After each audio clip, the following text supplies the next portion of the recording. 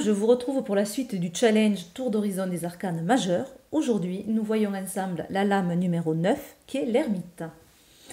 Alors, j'ai choisi l'ermite du tarot des druides de Philippe et Stéphanie Cargom. Voilà, c'est un ermite assez classique, hein, mais avec tous les symboles que je recherche dans cette carte. Alors, souvent l'ermite est représenté de nuit. Alors là, c'est pas une nuit noire, hein, mais c'est quand même la nuit, on voit la lune. Alors, ça montre tous les mystères, hein,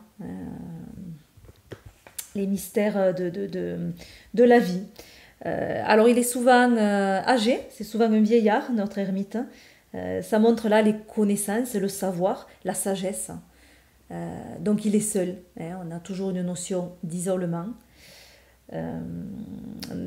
Toujours dans l'analyse, la réflexion. Alors il a un bâton, il tâtonne, il part pas au hasard, il est prudent. Ça parle de prudence, ce bâton. Il sait où il met les pieds, grâce à ses connaissances. Il y a toujours la lanterne, enfin toujours. Voilà, souvent l'ermite a une lanterne qui est le reflet de son esprit d'analyse.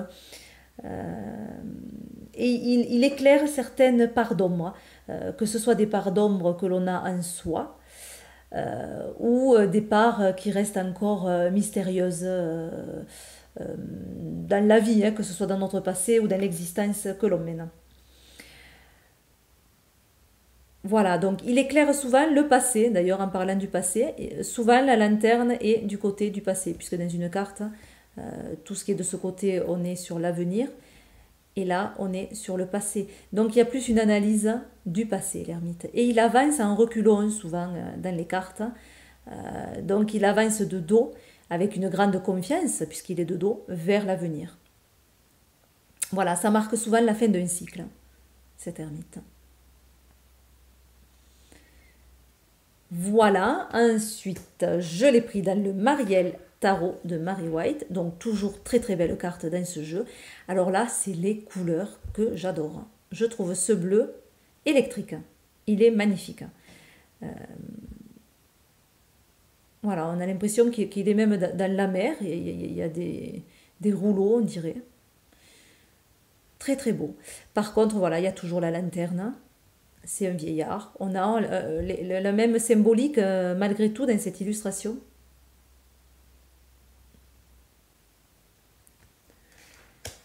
Et la troisième carte, c'est le tarot des fées victoriennes de Lunaya Waterstone. Alors,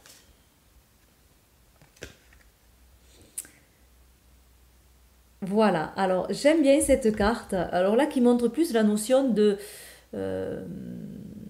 travail, de connaissance, d'apprentissage.